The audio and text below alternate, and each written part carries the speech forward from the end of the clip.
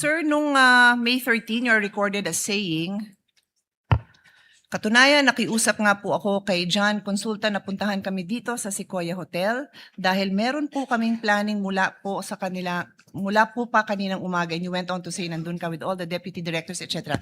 Do you confirm? Well, nakausap ko po si John Consulta. No, just confirm, sir. Did you say Yes, that I na talked nandun to- kayo sa Sequoia? Hindi, yun lang. Yung statement Ang na haba yun. po kasi yung statement niyo, I just pasensya need na. you to confirm, did you say that you were in Sequoia? Yes, I talked to Thank you. to So John you are Consulta. confirming, okay. Yes po. And then later on, dinagdag nyo, wala kami sa Senado, we are on stand down because that's the instructions. Did you also say that? Yes po. Thank you. Meanwhile, in another interview, you then said, mayroon request si GM Veloso to help them secure the area kasi napapansin nila na magulo, labas-pasok. Nagpadala kaming ilan lang na ahente, parang 4 to 6 na tao, na nag-iikot sa premises ng GIS. Hindi pumasok sa Senado. I am quoting Inquirer dated 13 May 2026. Did you say this? Yes, sa GSIS po. Okay, thank you.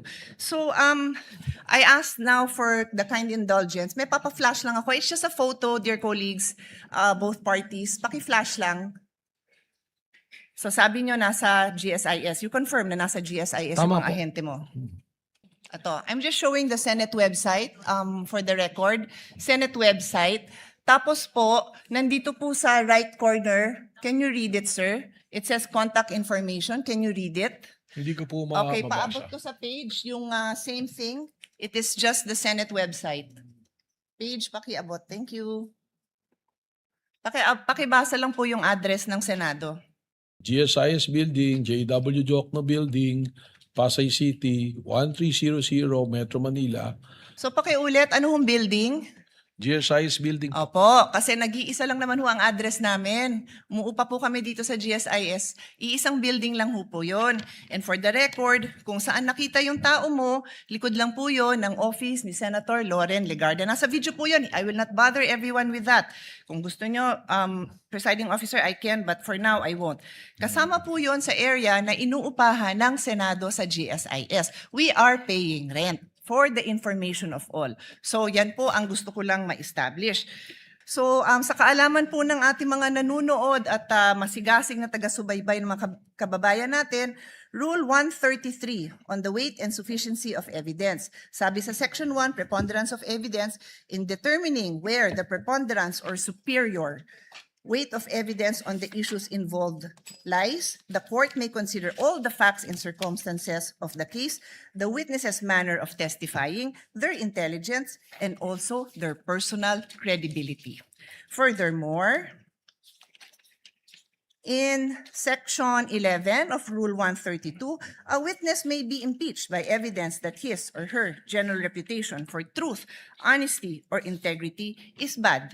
So nag-ring na yung bell, I will be loyal, I will follow this na lang, pero may record pa sana akong papakita. If the body wants, I will show the video na sinabi din po ni NBI Director in interview, wala pong nasaktan, wala pong nangbugbog, but we have a video, alam po ng lahat ng mga kasamahan natin na yung OSAA, yung aming pong personnel, binugbog. May video po tayo niyan. I leave it to the body, I leave it to the presiding officer if we want to take up the time of this court to show that. I studied national security. I'm a graduate of my master's in national security. I was discussing it with former General Lacson, Senator Lacson, because the words national security have been used many times in this hall in the past few days. So my questions are very simple to, just for the record, he's my friend, my compadre, Director Melvin Matibag, and Congresswoman Ann. Okay. So hindi po dahil nagpapalambot ako dahil kumpare ko siya, gusto ko lang ipahayag ang simpleng katanungan dahil madalas niyong ginagamit, national security. At alam to ni Melvin, I'm a national security, I won't say expert, graduate, I studied it. Batay po sa inyong kaalaman, records o ebidensyang nakalap, meron bang mas malawak na koordinasyon sa isang interagency task force o coordinated action sa pagitan ng inyong bureau, ang NBI, ang Presidential Security Command or Group, perhaps ang Philippine National Police, or even the National Security Council or ang NSA at iba pang mga ahensyang may kaugnayan dahil sa mga alleged na pahayag ng ating Vice Presidente?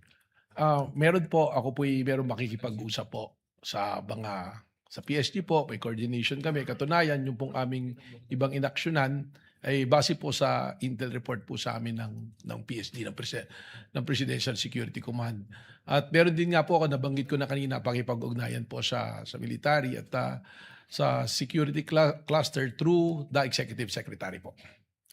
So all of these discussions, are there issuances, memoranda, notices, minutes, directives, reports, official documentation na nagpapatunay sa naturang coordination ng task force?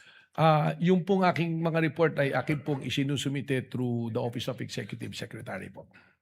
How long have you had this interagency task force, and is there such a name of a task force? Where was it? Kailan po tinatag? Kailan natapos? Was there a terminal report? And would you consider it, you've always said it's a national security concern. Well, there's no specific task force, but the coordination, as I said, is to the Executive Secretary, but we are also coordinating with the Presidential Security Command and on the military group po. Mr. Presiding Officer, would the reports of the interagency task force na tinatag ng NBI be given to the body so that we have an idea of the investigations conducted by the NBI? Has it been submitted? Let the presiding officer make a distinction. Again, the court should be a passive body. We should be receiving evidence through the Through the prosecutor or the defense? through the yes. counsel Through the of the counsels. parties. Unless someone would present it, the court should simply await its submission, if at all, through the parties. So my question would be, was this submitted as part of your evidence, the terminal report and the investigations conducted by this interagency body? Because it's the first time I'm actually realizing that there was such an interagency body and that this was actually discussed in the National Security Council. Well, sabi ko nga po through the Executive Secretary, we have been making reports, and for reasons that I mentioned yesterday that I cannot give the reports for that are confidential in nature, ay hindi ko po ito may bahagi sa impeachment court po na ito. So wala pong pinabigyan ng maski anong mga kopya ng reports, even just a summation of all these investigations. It was given po to the Executive Secretary po. And this court has Wala po. no copy of it. Therefore, I would terminate my questions here. And if we don't have a copy of that report, then we leave it at that. Thank you very much. Salamat.